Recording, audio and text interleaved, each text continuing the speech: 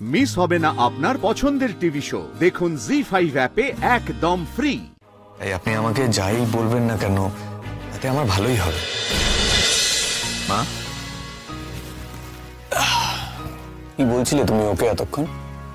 এই কিছু কথা বলছিলাম, নর্মাল একটা কথাও আমাকে বারবার জানিয়ে দিল ও নিজের ইচ্ছে এই বাড়িতে আসেনি, তুমি জোর করেছো বলেই এখানে এসেছে।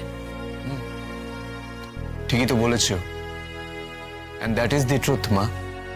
আমার কথায়, আমার ইনসিস্ট করায় ও আমাকে আরো একটা সুযোগ দিয়েছে।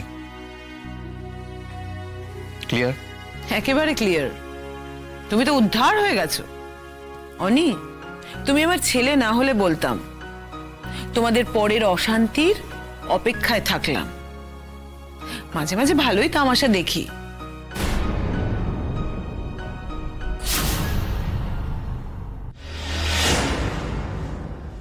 থাক থাক থাক থাক থাক থাক থাক থাক থাক। খুব ভালো লাগছে তোমাকে দেখে। এখন সমস্ত দুর্ভাবনা, অনিশ্চয়তা সব ঝেড়ে ফেলে সুস্থ থাকো, সুখী হও, সুখী হও। আর অনির্বাণ, তোমাকে ওই একই আশীর্বাদ করলাম। ও সুখী থাকলে তুমি সুখী থাকবে, ও ভালো থাকলে তুমি ভালো থাকবে, তোমরা দুজনে একসঙ্গে ভালো থাকবে। তোমাদের বিনি সুতোয় গাঁথা মালার মতো জীবন, অস্বীকার করার কোনো উপায় নেই।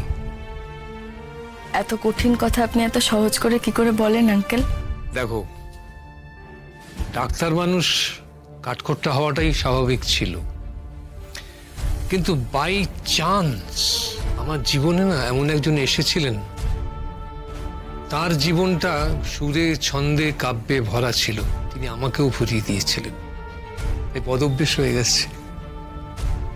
জাগে, তোমরা বসো, আমি একবার সীমাকে ডাকি। আর ডাকতে হবে না দাদা, ডাকতে হবে না, আমি এই তো চলে এসেছি।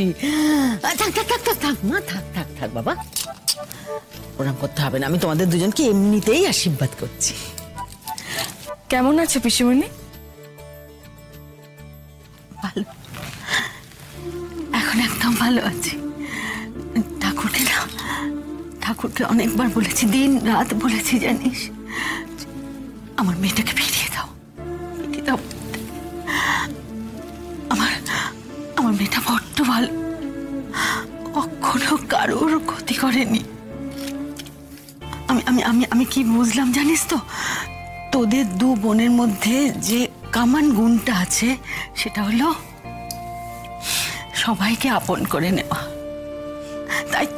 তাই তো এখন আমরা তোদেরকে আমাদের থেকে আলাদা করতেই পারি না, মনেই হয়।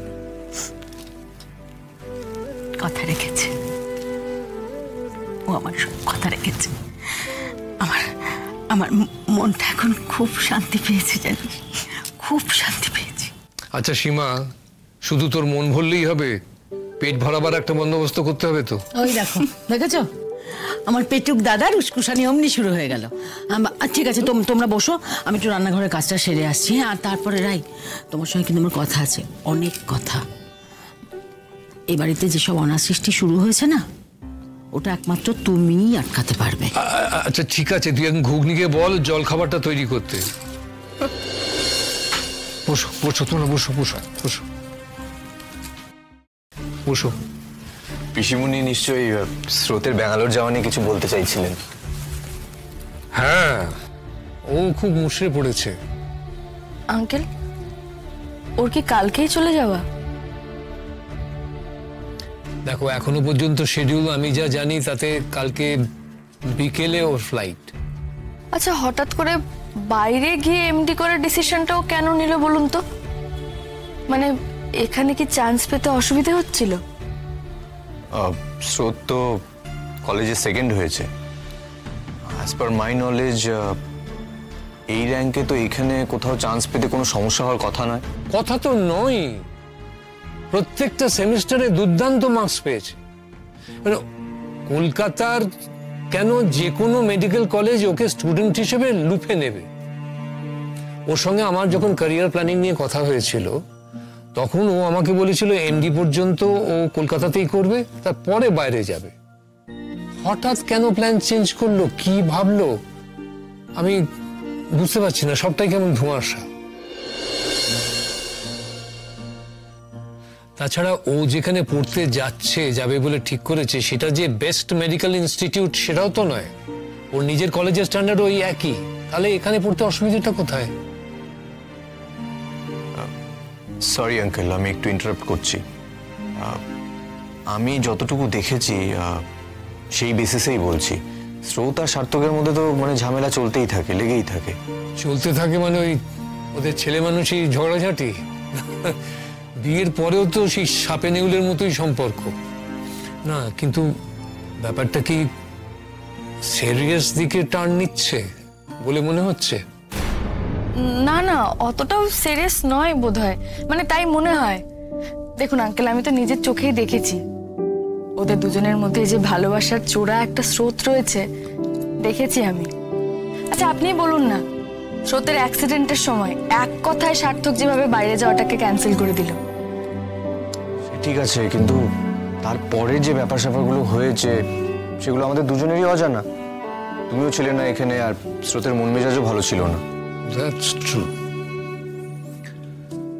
রায়ের চলে যাওয়াটা ওকে খুব বাজেভাবে এফেক্ট করেছিল। তারপরেও যে ও মাথা ঠান্ডা রেখে পরীক্ষা দিতে পেরেছিল সেটাই অনেক।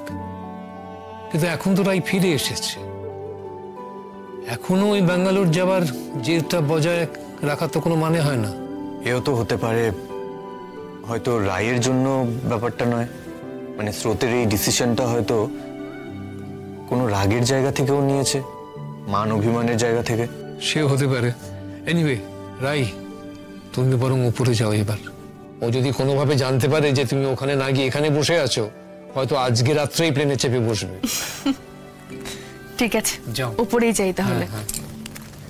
হ্যাঁ, আমি এখানেই বসছি। হ্যাঁ অনির্বাণ, তুমি বসো, আমরা একটু গল্প গুজব করি।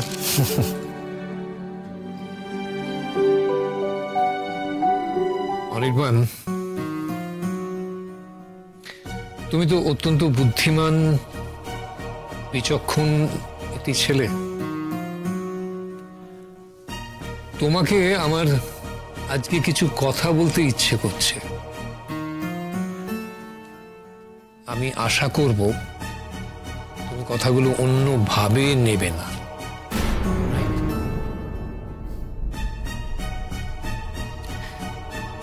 আমি বুঝতে পারছি আঙ্কেল, আপনি কি নিয়ে কথা বলবেন।